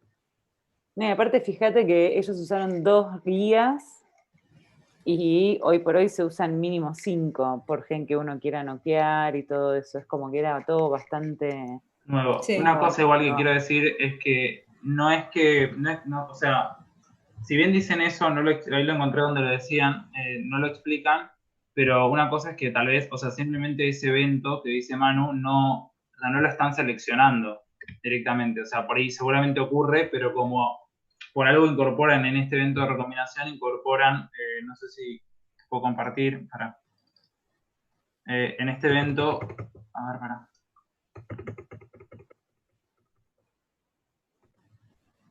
acá, o sea, es claro, o sea, es verdad lo que decís, esto tiene un homólogo que tiene hasta más homología que este, pero seguramente por ahí ocurre más el otro evento, pero no lo estás seleccionando, porque vos lo que haces es incorporar este cassette y después lo que haces es seleccionar solamente las que sean resistentes a puromicina. No hablan de la eficiencia, o sea, de cuántas, sobre cuántas, en la suplementaria creo que tampoco, pero sí, lo que sí es que seleccionás este evento únicamente.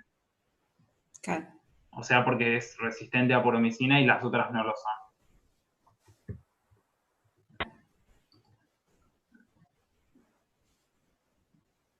Bueno. No sé si alguien más tiene una pregunta. No, ahí Manuel agradece pensar en base de ciencia. Sí.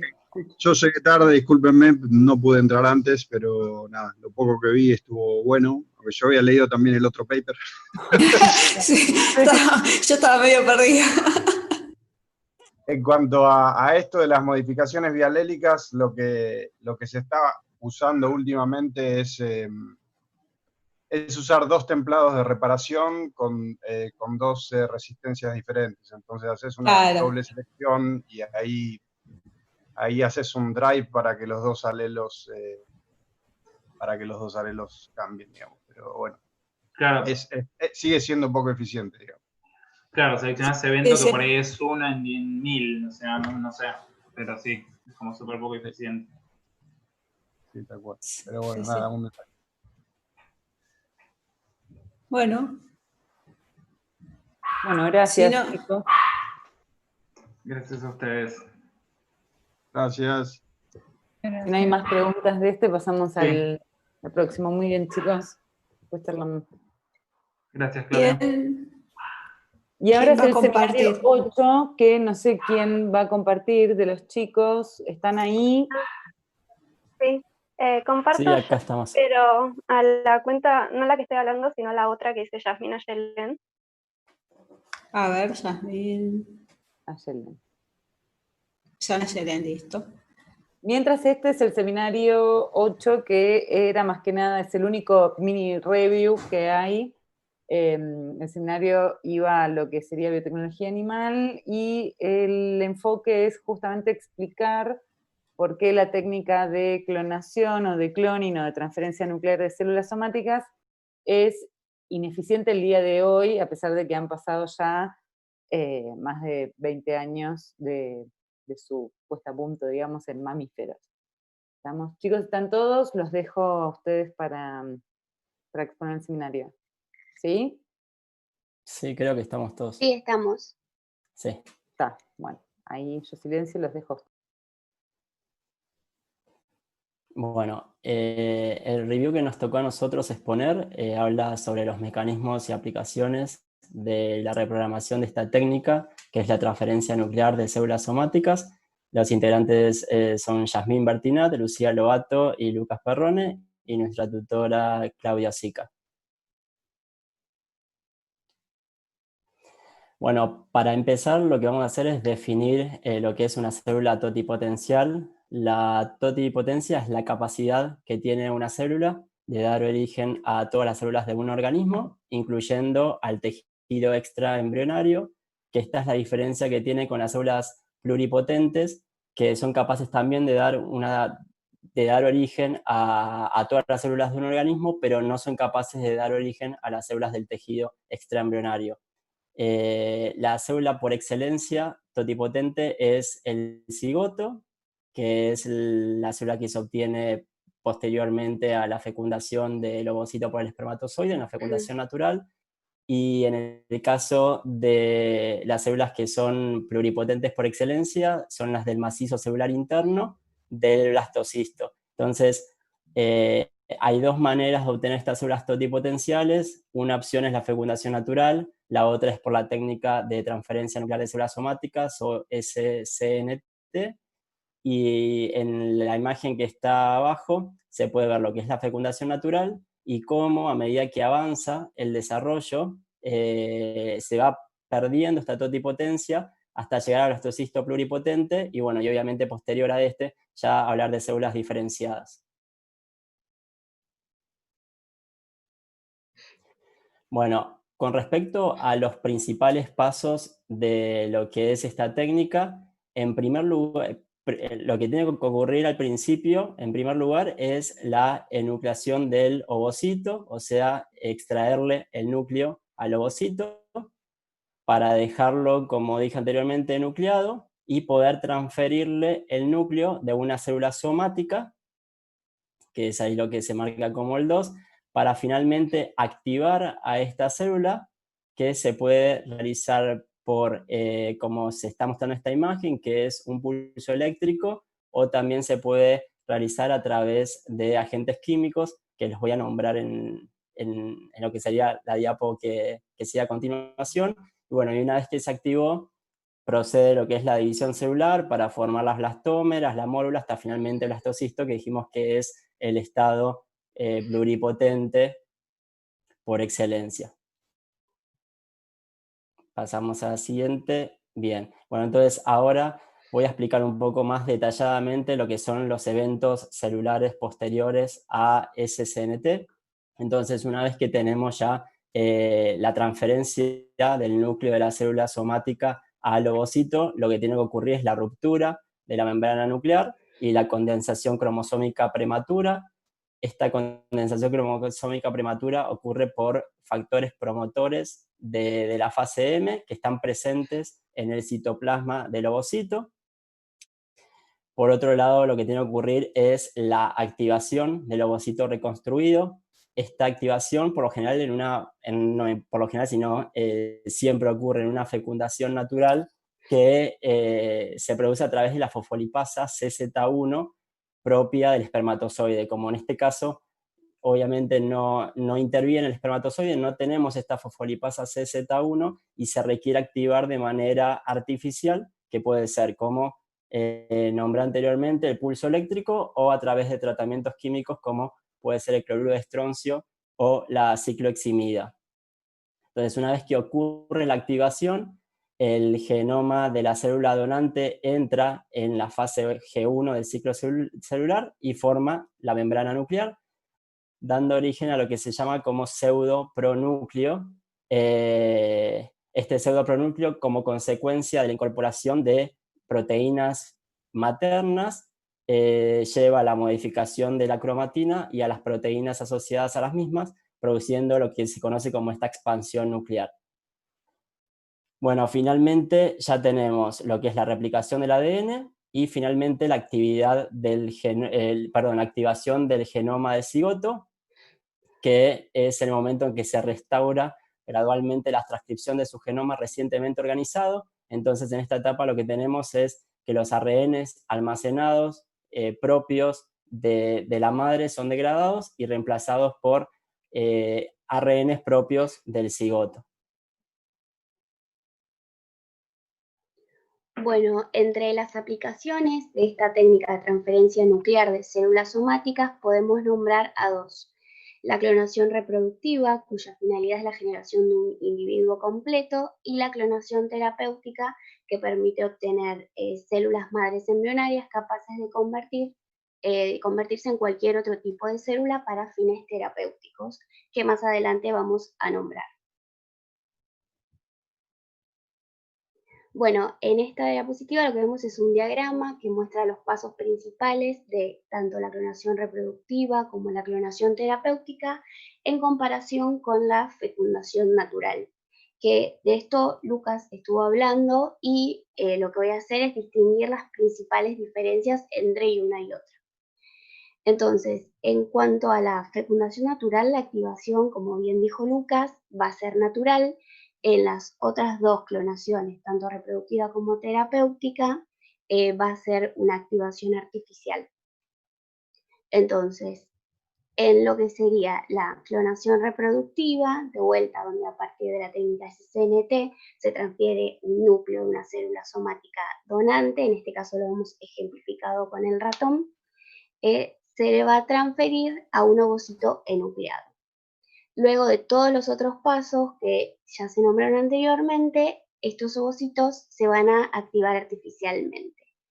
Este cigoto que se va a formar luego va a tener diferentes divisiones para formar el blastocito y después de, siguiendo el desarrollo, se va a generar el animal clonado.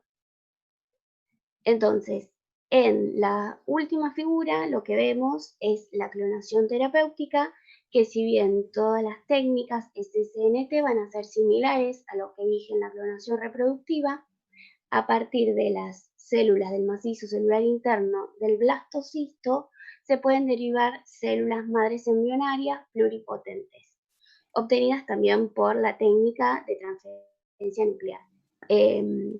Estas células diferenciadas luego pueden trasplantarse nuevamente al paciente donor, que es la flechita que vuelve hacia el paciente. Bueno, elegimos 3 eventos de clonación que ocurrieron a lo largo de la historia, como para ejemplificar un poco y plantearnos a partir de dónde iniciaba este review.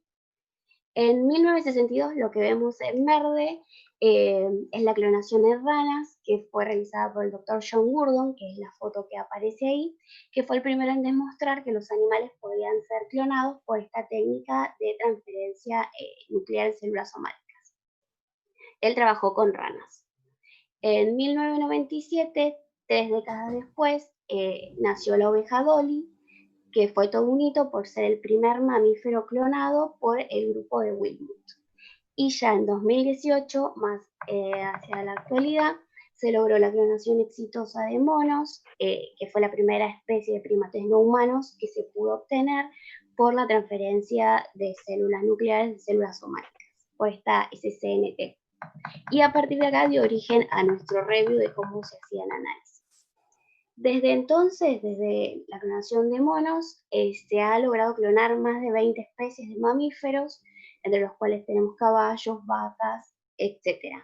También se dio la clonación interespecie, donde la célula donante es de una especie diferente al ovocito receptor.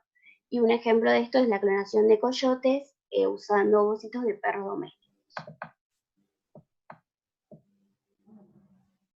Bueno, a pesar que hubo éxitos en la realización de la CCNT, también se presentaron obstáculos que la limitan. Por ejemplo, primero que nada, hay muerte prematura, una baja eficiencia de la clonación. En aquellos animales que llegan a nacer presentan obesidad, defectos respiratorios, inmunodeficiencia y principalmente se exhiben con frecuencias anormalidades de tejidos extraembrionarios, como la placenta o el cordón umbilical, por ejemplo. Bueno, estos obstáculos sugieren que existan barreras que estén impidiendo la reprogramación del SCNT. La reprogramación del SCNT lo definen los autores como eventos celulares y moleculares que tienen lugar durante la transferencia nuclear de las células somáticas y durante el desarrollo del embrión.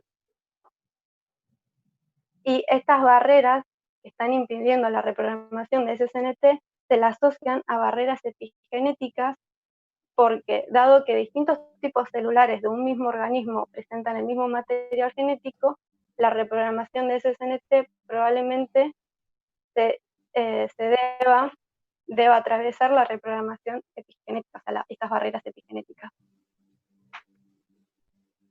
Entonces, lo que hacen los autores es principalmente plantear cuáles pueden ser estas posibles barreras, como la reprogramación del transcriptoma, la metilación del ADN, la estructura de la cromatina, y a raíz de esto plantear posibles formas de superar estas barreras.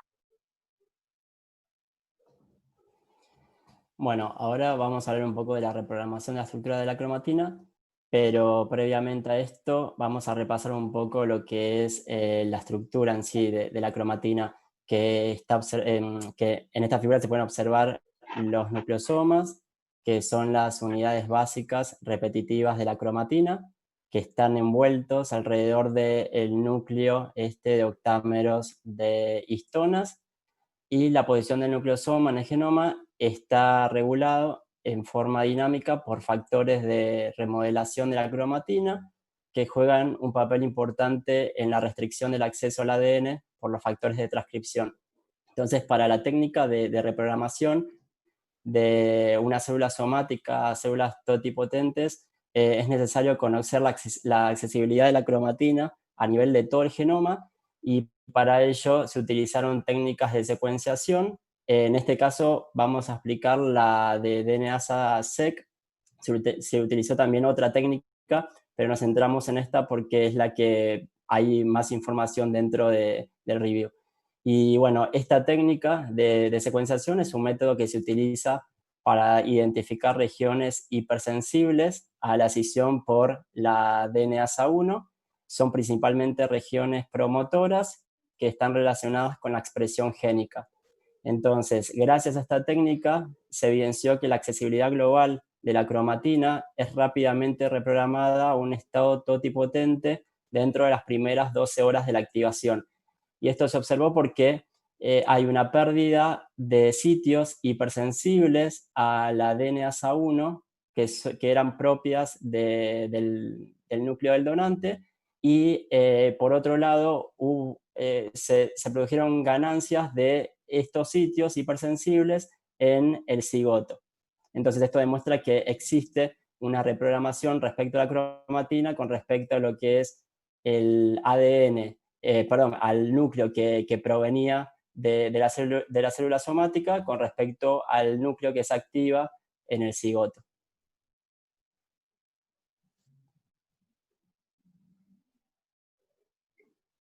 Bueno, existen modificaciones covalentes de histonas que pueden ser tales como la acetilación, que va a cumplir un rol fundamental en la compactación de la cromatina y su estructura, y otras como la metilación, la ubiquitinación, la fosforilación, que van a cumplir un rol en el control transcripcional. Entonces, la reprogramación de esta técnica también debe incluir la reprogramación de estos patrones de modificación de histonas.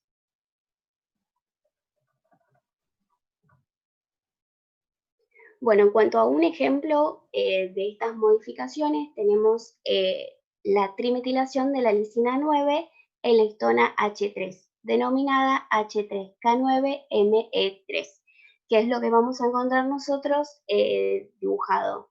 Del lado izquierdo vamos a tener esta histona con esa trimetilación indicada por los pentágonos celestes claritos. ¿Qué se intentó hacer? Un estudio intentó comparar cómo iba a ser la distribución de esta histona modificada en células donantes versus las células ya de los embriones obtenidos por CSNT. Este estudio reveló que los promotores estaban enriquecidos con esta histona modificada H3K9ME3 en las células donantes y que se desmetilaban en embriones SCN, implicando una reprogramación global de esta H3K9M3.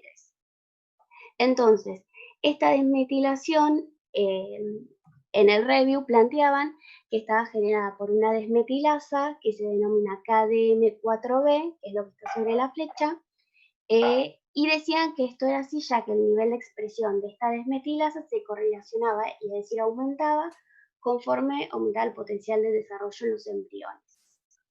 Entonces, estas observaciones sugirieron que la desmetilación de esta histona modificada era requerida y era necesaria para el éxito de la reprogramación de SCN.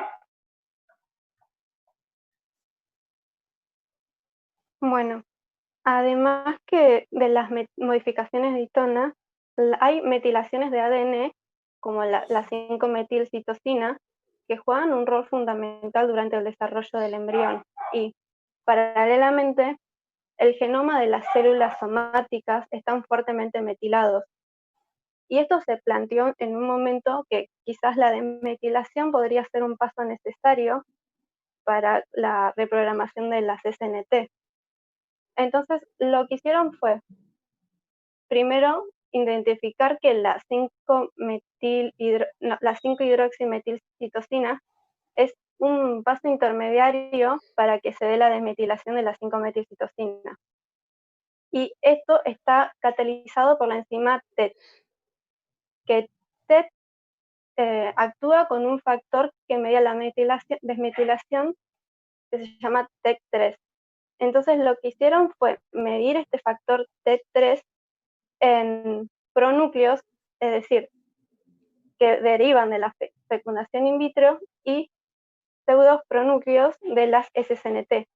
Y vieron que este factor está presente en los pronúcleos y ausentes en los pseudopronúcleos, marcando que hay una desmetilación activa en los pronúcleos, o sea, la fecundación in vitro, y ausente en las SNT.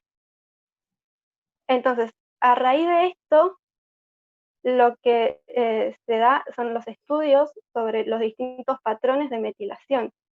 Y lo que encontraron es que los embriones de SNT tienen patrones similares a las células donantes somáticas, y estos son diferentes a la de fecundación in vitro.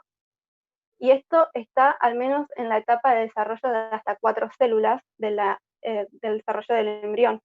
Pero a medida que va llegando el blastocito, estos patrones entre los embriones de SNT y de fecundación in vitro son cada vez más similares, y como no hay una desmetilación activa en las SNT, al menos por la enzima esta TET, lo que se planteó fue que la metilación lo que se está diluyendo a medida que se va replicando y va alcanzando la etapa del blastoncito. Bueno, por otro lado, un paso importante y crítico en el desarrollo del embrión SSNT es el desarrollo del post-implantación. Entonces, lo que quisieron ver, ¿no?, fue analizar los blastoncitos, que no sé si se acuerdan, pero los blastoncitos están entre el límite de preimplantación y postimplantación, es decir, los blastoncitos son los que se van a implantar. Entonces, se comparó el transcriptoma de blastocitos SSNT versus lo de fecundación in vitro y descubrieron que hay genes que están ligados al cromosoma X que están siendo reprimidos en las SSNT y no en la fecundación in vitro. Entonces establecen, los autores de este review, pero en otro paper, establecen que hay un vínculo entre las SSNT y la inactivación del cromosoma XCI. XCI es un cromosoma inactivado que está mediado por un ARN no codificante llamado cis, que está expresado en el cromosoma X paterno. Cuando cis se expresa, va a recubrir todo el cromosoma y va a actuar en cis. Y cuando una vez que está recubriendo, recluta complejos que reprimen y que van a conducir a la inactivación del cromosoma. Entonces, dado que ellos veían que en las SSNT hay cromosomas X inactivados independientemente del sexo, y en la fecundación in vitro solamente están inactivados el cromosoma derivado, o sea, el cromosoma paterno, ellos plantearon que el ARN cis se esté transcribiendo tanto en el alelo materno y paterno. Y por lo tanto, esto va a inducir un silenciamiento anormal de las XCI en las SSNT. Esto, si no quedó claro, es un ejemplo de fecundación in vitro. Y este silenciamiento anormal que se dan los blastocitos, o sea, preinflamatorios implantados, pueden llegar a conducir pueden llegar a influenciar en el desarrollo post-implantación. Y ellos, los autores, lo comprueban realmente porque utilizan células donantes knockout, o sea que para el ARN no codificante, o sea, cis está bloqueado, y lo que ven es un aumento en la eficiencia de clonación. Por lo tanto, sugiere que realmente cis esté interviniendo, al menos en el desarrollo post-implantatorio. Y también a cis lo vinculan con una modificación de histona H3K27 distinta a la que dijo Lu, dado que hay un imprinting en células somáticas. ¿Qué quiero decir? Es que las histonas H3K27 trimetiladas se desarrollan durante los ovocitos. O sea, en fecundación in vitro, a medida que va creciendo el ovocito, estas modificaciones se encuentran presentes. Y estas modificaciones están ausentes en el espermatozoides y en las células somáticas. Y las dadoras de las SSNT son las células somáticas, por lo tanto, acá están ausentes, y a medida que se va desarrollando el embrión en la fecundación in vitro, lo que se vio es que estas marcas de metilación de la H3K27 del ADN que estaban presentadas en los ovocitos son heredables. Es decir, los embriones, o sea, los bastoncitos de la fecundación in vitro van a presentar la H3K27 y van a estar ausentes en las SNT, dado que en las células somáticas no están presentes y no la pueden heredar. Entonces, lo que yo quería relacionar con cis es que, dado que cis se expresa en el cromosoma X paterno, está dado por la ausencia de esta histona, porque en el espermatozoide no está. Y en cambio, las SNT, cis logra inactivar, o sea, se logra expresar por la ausencia de estas modificaciones de histona, y al expresarse se van a inactivar los dos cromosomas X.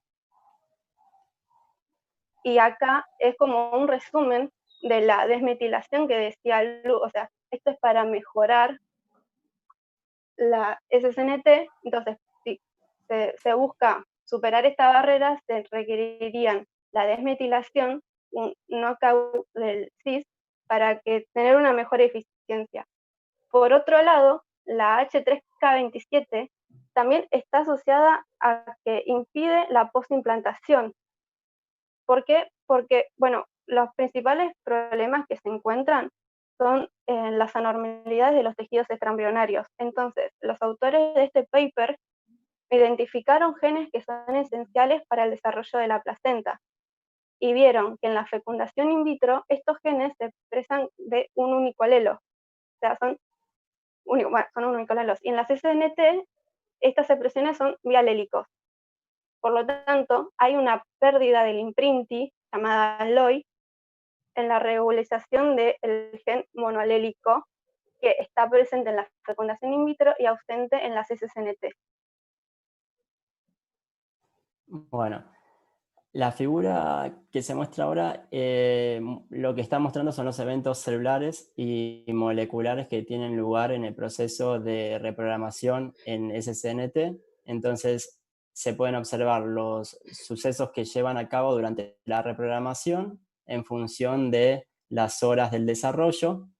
Entonces, en la parte de la izquierda, la parte celeste, está mostrando lo que sería el estado somático de la célula somática, hacia la derecha en verde el estado embrionario, y en amarillo las distintas reprogramaciones que se llevan a cabo durante todo el proceso. Entonces, como comenté anteriormente, cuando hablé sobre la reprogramación de la cromatina, se puede observar que a partir de las técnicas de secuenciación, como había dicho, se había evidenciado la accesibilidad global de la cromatina, que era rápidamente reprogramada a un estado totipotente durante las primeras 12 horas de la activación. Entonces ahí se puede observar cómo entre las 0 y las 12 horas está ocurriendo lo que sería la reprogramación de la cromatina. Bueno, y siguiendo un poco lo que dijo Lu, también entre las 12 y 28 horas también evidenciamos la modificación de este cambio de histonas, que era justamente lo que estábamos hablando, de las modificaciones de histonas trimetiladas, además de otros eventos de la reprogramación.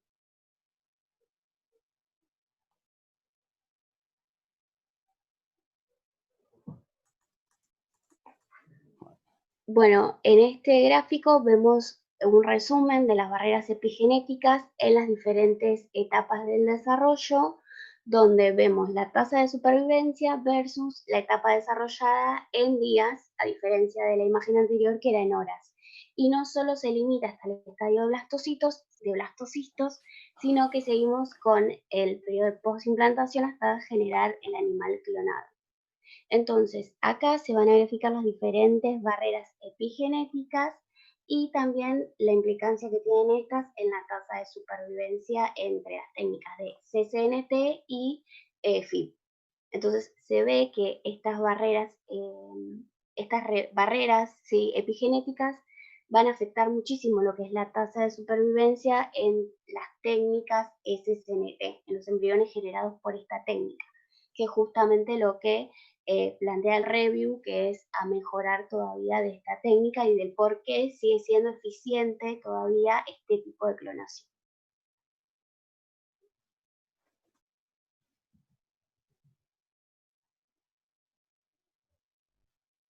Bueno, acá lo que nosotros queríamos plantear es, o sea, las principales diferencias que nosotros encontramos como más importantes entre la CCNT y la fecundación in vitro, que a fin y al cabo la fecundación, o sea, la CCNT de algún modo intenta compararse con la fecundación in vitro para aumentar la eficiencia, como se mostraba en la figura anterior. Entonces, en esta diapositiva solamente pusimos las características de la CCNT y marcamos que, bueno, una principal diferencia es que en la CCNT hay regiones enriquecidas con H3K9, METI3, y estas regiones están asociadas a regiones resistentes a la reprogramación, que están ausentes en la fecundación in vitro y presentes en los embriones SNT y células somáticas. Bueno, los distintos patrones de la metilación que son distintos de acuerdo al estadio del embrión que se presentan, con menor activación de los genes en estadios de 2 células, nos referíamos que cuando analizan la reprogramación transcripcional del transcriptoma, vieron que hay 1000 genes que no están siendo activos correctamente en los embriones de SSNT. Y de esos genes hay altos niveles de expresión en los embriones de SSNT que también están silenciados en la fecundación in vitro, y a la vez también hay genes que están silenciados genes que están silenciados en las células somáticas y que están activas en la fecundación in vitro, que básicamente son las regiones resistentes a la reprogramación, entre ellas. Y después la represión de los genes ligados al cromosoma X, queríamos resaltar la diferencia del ARN no codificante, que es el cis. Bueno, ahora pasando a lo que es clonación terapéutica. Antes había dicho que se podía dividir en reproductiva y terapéutica, y cuando hablamos de clonación terapéutica decimos que es una técnica que nos permite obtener células madres embrionarias a partir de esta transferencia nuclear, que pueden luego diferenciarse en diferentes tipos celulares. La clonación terapéutica tiene también dos grandes aplicaciones, lo que es el modelado de enfermedades y el trasplante de células, que es la imagen que vemos acá. Estas células embrionarias obtenidas por la técnica de transferencia nuclear pueden... ¿Puedes volver, Jazz? Ahí está, gracias. No pasa nada. Estas células pueden utilizarse en medicina regenerativa, ya que tienen el mismo material genético nuclear que el donante. Entonces, las células madres se pueden cultivar para obtener células específicas que luego pueden transferirse al paciente. Un ejemplo de esto que nombran en el review es en el tratamiento, en el caso de los pacientes con diabetes tipo 1, en donde a partir de las células embrionarias derivadas de pacientes que tienen esta afección de diabetes tipo 1, se pueden diferenciar células beta secretorias de insulina que luego pueden ser trasplantadas nuevamente al paciente, a la persona donante. Eso es como un posible mecanismo que plantea el review. Y ahora sí, yendo más a la otra aplicación que había nombrado recién, que es de la generación de nuevos modelos para enfermedades, el uso de esta técnica de SSNT también nos permite la generación directa de organismos a partir de células de un donante. Esto nos va a beneficiar en el término de que va a ser más rápida la generación de modelos humanos, y gracias a la combinación con las técnicas de edición de genoma CRISPR-Cas, que fue lo que explicaron los chicos en la anterior exposición, esta técnica nos va a permitir generar diferentes tipos de modelos a partir de si lo que queremos hacer es un knock-in, un knockout o generar alguna mutación.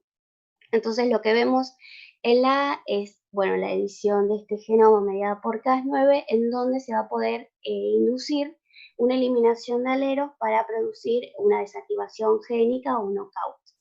En B lo que vemos es la inserción para generar un knock-in, y en C lo que vemos es el reemplazo de una mutación que puede ser por otra a través de este mecanismo de recombinación homóloga que explicaban los chicos anteriormente.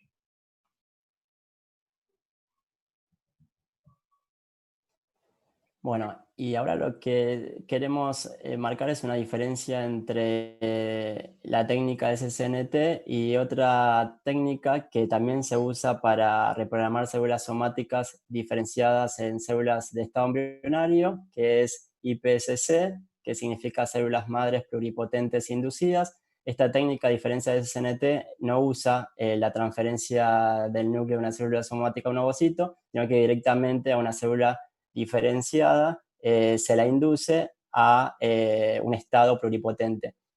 Entonces, la primera diferencia que podemos ver es que en el caso de SSNT, la reprogramación es a un estado totipotente, mientras que en la segunda técnica es a un estado pluripotente.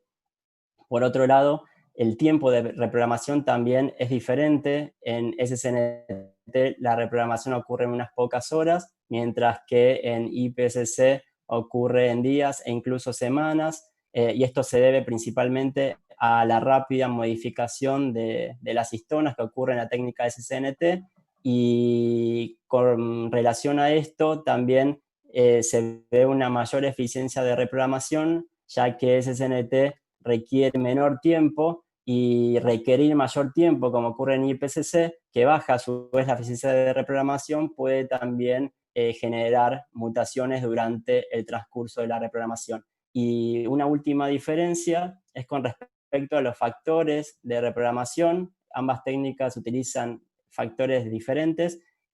Quise acá ejemplificar el caso de POU5F1, que no es requerido para la técnica SSNT, y sin embargo es crucial para la técnica IPSS.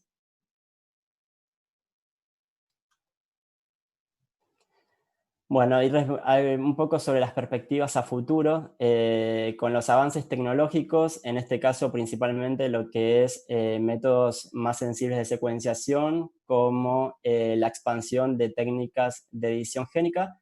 Esto va a permitir mejorar la eficiencia de clonación y a su vez generar nuevos modelos de enfermedades humanas para detección y evaluación de drogas. Y por último, la generación de NTSC, que son estas células embrionarias que se obtienen a partir de la técnica que estuvimos hablando, que son específicas del paciente, proporcionan una estrategia complementaria a las de IPSC, que como dijimos anteriormente tienen sus limitaciones, y contar con esta nueva generación de células es beneficiosa para la técnica en general.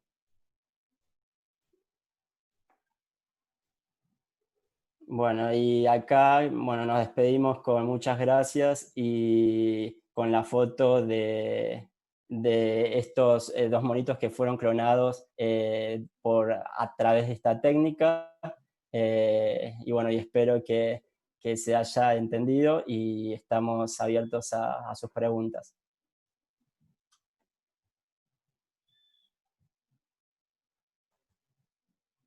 Bien, yo estoy acá. ¿Alguna pregunta, dudas, comentarios, chicos? Último seminario ya de la materia.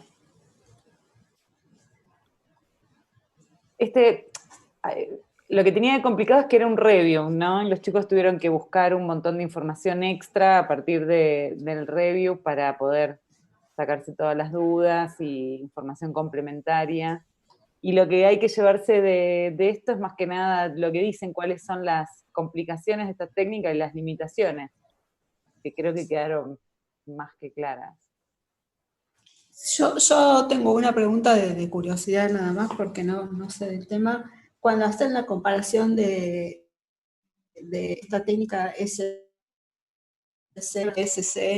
¿en qué caso se usa IPSC? Porque parece ser bastante menos eficiente que la otra. Si vieron algún ejemplo de algún caso exitoso en que usaran esta técnica. A mí me parece... Sí, ahora hablas y después. No, yo iba a decir que las SSNT tienen como una mirada ética negativa, y las IPSC no las tienen. Entonces como que también hay ciertos reglamentos que hay que seguir, ¿no? Que depende de las éticas de los países. Me parece que las IPSC son más fáciles de acceder. Sí, es que no está involucrado el tema de usar ovocitos, entonces eso es como que lo hace, pero también el trabajo marcaba como muchas limitaciones, y una era el tema de si, por ejemplo, se querían utilizar para lo que eran enfermedades mitocondriales, entonces como que IPSC no se puede utilizar porque las mitocondrias son de la misma célula que se diferenció, a diferencia de la técnica SSNT, que las mitocondrias son del ovocito, y ya no dependen de lo que sería la célula somática a la cual se le extrajo el núcleo. O sea, esa era como algo que hacían, que remarcaban, que nosotros no lo contamos porque, bueno, es mucha información la que tenía y tuvimos que seleccionar lamentablemente, pero una de las cosas que hablaba era esa, sobre las enfermedades mitocondriales, que la técnica SSNT es útil para este tipo de enfermedades. Bueno, buena respuesta, gracias. Y aparte, Vani, pensá que también evitas usar embriones, ¿no? No, sí, esa era la respuesta que buscaba. Sí, no, perfecto. No, se nota que tuvieron que buscar mucha información, así que los felicito porque es difícil dar un review y nada, estuvieron muy bien. Gracias. Gracias. ¿Alguna pregunta más? ¿Comentario?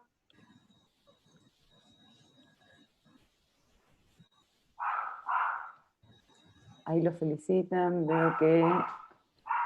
Gracias, chicos. Gracias. Bueno, damos entonces por terminado la ronda de seminarios, ¿no, Vani?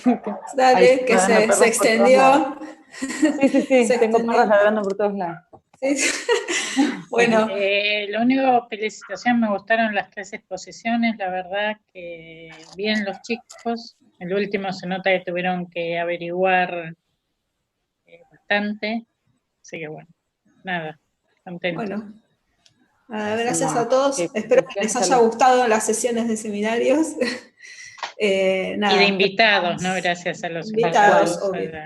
Tal cual. Bueno, listo. No. Y bueno, nos vemos la semana que viene. Nos vemos la semana que viene. Exacto. Saludos. Chao, gracias. La semana que viene sería consulta. Perdón. Sí. No, la semana que viene tienen la clase con Liliana, ¿no? Ok. Tienen la mitad. Sí, tienen un TP. No, creo que con los avanzados no, son ellos, todos. Perdón, sí, todos son todos. Confundí Avanzados grupos, son perdón. todos. Sí, no.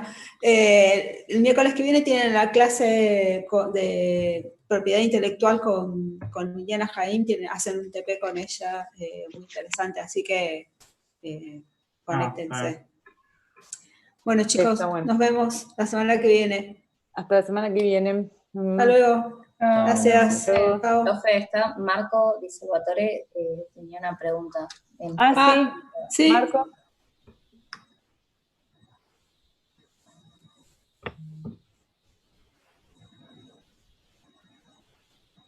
Ahí viene la de los seminarios. Vas a consultar si va a entrar a los seminarios. De cajón. Tienen guías de lecturas, etcétera. Hay muchos conceptos, calculo, de los seminarios. Igual no sé si está definido todavía si entran los seminarios o no puntualmente, pero hay muchísimos conceptos que están dados en la materia, digamos, ¿no? Sí, tal cual. Tal cual. Van a hacer, asumo yo, van a hacer preguntas que vieron en los seminarios, pero que tocaron en las teóricas también, así que es como que se superponen. Sí, no creo que... ¿Qué decía la figura 1 del... Claro, no creo que va a ser el subtítulo de la figura 1 del seminario 4, no creo que sea así. No es la metodología que usamos en general, así que no se preocupen. Tal cual. Bueno, chicos. Bueno, nos vemos. Nos vemos, chao. Chao, hasta luego. Chao, hasta luego.